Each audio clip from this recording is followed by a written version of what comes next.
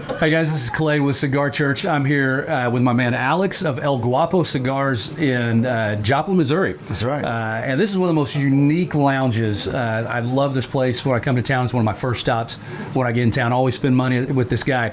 But I just want to ask Alex some questions kind of so we can get his heart on cigars. And then we're going to just do a walkthrough and tour and just see how beautiful this place is and how unique of a lounge. I guarantee you, wherever you smoke is not like this lounge. And we want you, when you're coming through Joplin, Missouri, to come and stop here and give this man your money so that this lounge can continue to be a phenomenal lounge. So Alex, it's good to see you, man. It's been a minute. Tell me a little bit about what we've got here. I know that you're a big pipe guy. Yeah. And you got a lot of pipes behind you, a lot of good pipe tobacco behind me. So tell me about your passion for tobacco, pipes, cigars, whatever. Well, it's I'm Cuban, so it's kind of in the blood, in the heritage. Yeah. I'm from Miami, Florida originally, but I was never in the cigar industry or the cigar business or pipe business up until when I established this place in 2015.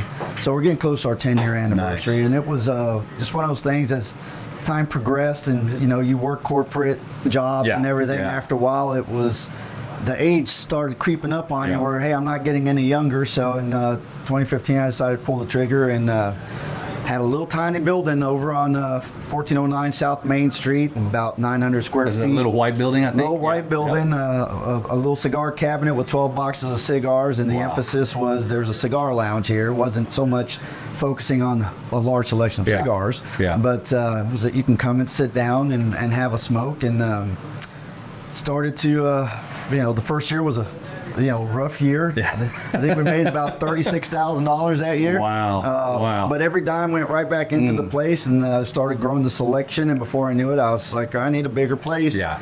And then we ended up in a second location, and we were there for a short period of time. And then the third location was the massive building in downtown Joplin, which had axe throwing. Yeah, that was upstairs, right? Yeah. I had simulator. Crammed everything into a cigar lounge that I could, but I kind of got away from the emphasis of what I was trying to do. So, of course, COVID hit. It kind of put a damper on everybody's business, and so I had to restructure and decided I'd get out of the big building, buy a place, and focus back on being a cigar and pipe lounge. So is this your first location that you owned, or you were leasing the other place? Yeah, this is my first ownership of a brick and mortar in Joplin. So, and that was a great thing for us because it allowed us to become a little bit more established. Yes. And higher visibility for us. And when we did that, that's what shifted the business and made it a more viable, profitable. It tells the community I'm here to stay. I'm here to stay. It's a unique building. We're right on Route 66. You can't miss us. It's 1209 West 7th in Joplin.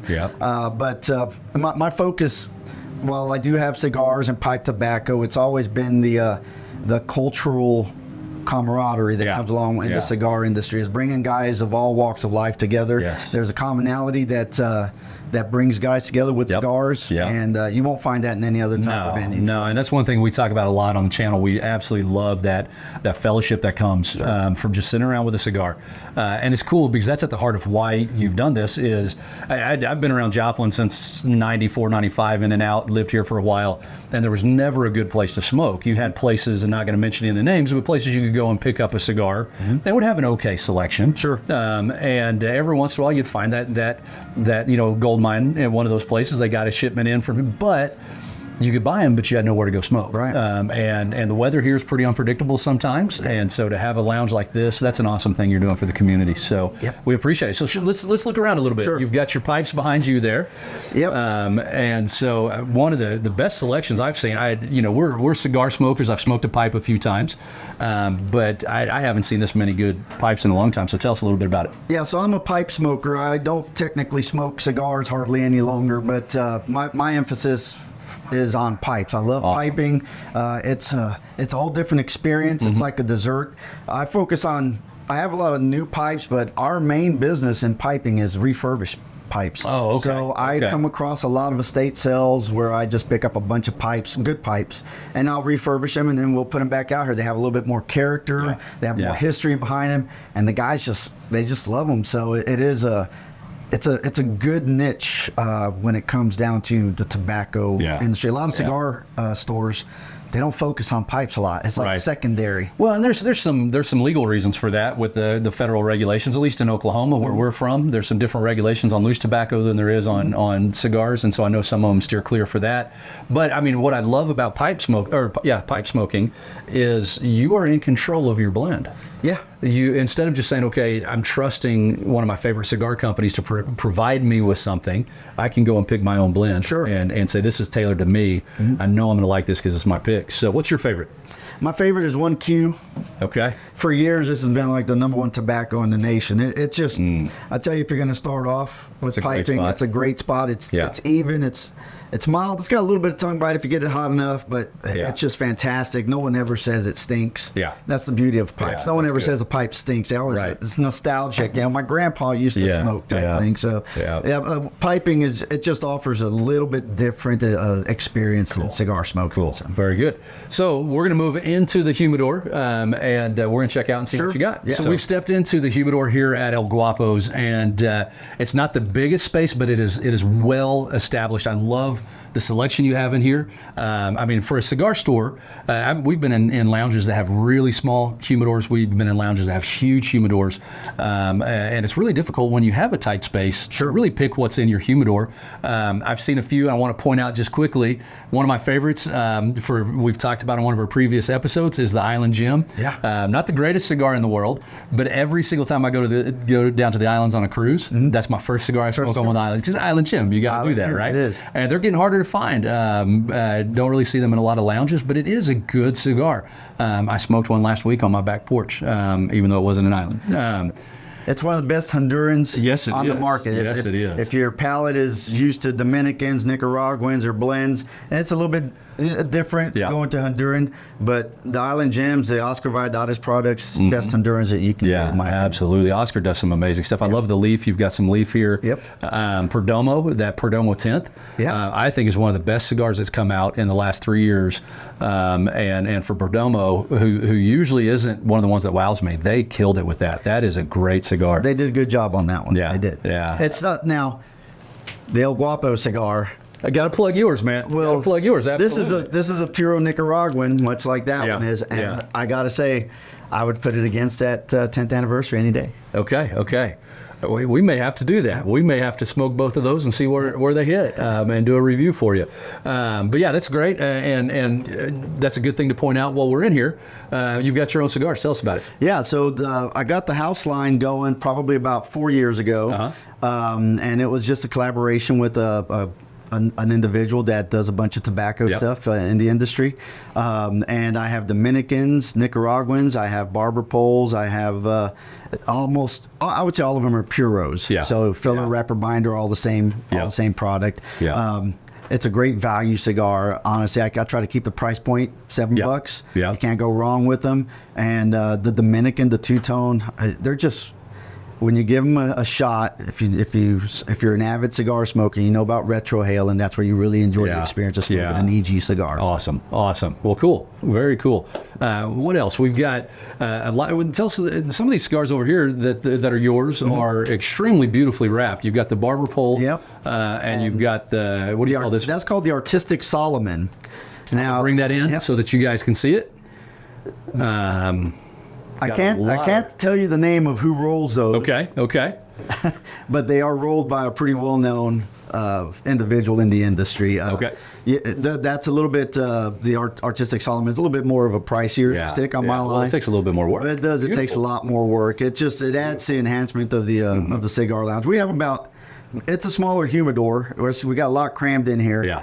It's about 250 facings. Oh, okay. Now that's...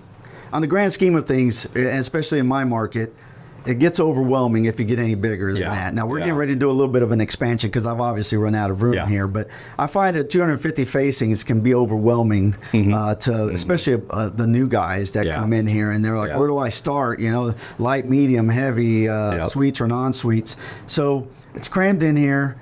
250 facings seems to be a good number to be at so that people don't get overwhelmed. And it makes it a little bit easier to get into the... If you walk into a humidor that's got 2,000 facings. Oh, yeah. At that Yeah. time, it just gets overwhelming, and a lot of times people don't take the time to help. Yeah, you walk into one, and it's great. You walk in, you're like, oh my gosh, this is amazing, but then you're going to miss stuff, and usually it's a bigger lounge where they're not spending any time with you one-on-one. You don't get that personal aspect, and you don't focus a lot when you have that big of a humidor on boutique. Yeah, that's the overlooked cigars in the industry, or the boutique stuff. Yeah. The names that you don't know, like the Bonapartes or the Warwiches, the Regis lines, the 1502s. I believe I'm maybe the only guy in the state of Missouri that carries. I'm going to tell you that we walked through here earlier before we started filming. That's the only one that I didn't even know about. I've never seen a 1502. I'll put this Nicaraguan line up against any of the well-known guys. It is just did you hear that? Fantastic Nicaraguan. Dan's known as Nicky D because he loves his Nicaraguan cigars. Come back down. So he's going to have to come down and grab some of those. Very cool. Very cool. I did notice that we've got Steve's favorite, EP Carrillo, back over here. Got some aging room. I'm a huge Espinosa fan. Back when Big Tony was with him. He was in here just the other day. But he's with Jake Wyatt. He's with Jake Wyatt now, which we carry. We're gonna be bringing in some more of the Jake Wyatt product here once we do our expansion here. But the Espinosa line's been good to us. I'm sad to see the La Bomba 601s are going by the wayside, but they still have a great product. Yeah, they do. Yeah, they do. So. And when Christoph's been a partner of mine since day one. Awesome. They were one of the first places to ever kind of invest in the business with, helping us to grow without give us all your money right up front, that type of thing, which is hard when you're first starting out in the cigar industry. It is. And I'm glad that you're still representing them and saying, hey, you're with us. Sure. So good deal. Anything else you want to point out in here that's specific to you guys or something unique? I mean, we've got something for everybody, and it's not just a man's world when it comes down to cigars. So we feature a lot of sweet stuff, the Deadwood line, which is good for beginners, and the women specifically like the sweet stuff. So we got something for everybody here in El Guapo Cigar and Pipe Lounge, and we're constantly growing. So if you get a chance to come on out, you got to come and grow with us. Yeah, absolutely. So if you are in the Joplin area or just passing through on I-44, make sure you stop in Joplin, come over to El Guapo's. It's just a couple miles off of I-44. You come up Main Street and turn on 7th Street, head back, what is that, west on Main Street? West on Main on Route 66. And if you Google us, we're the first ones that pop up that you can't miss. It's El Guapo's. Yeah, come by and check out what they've got here.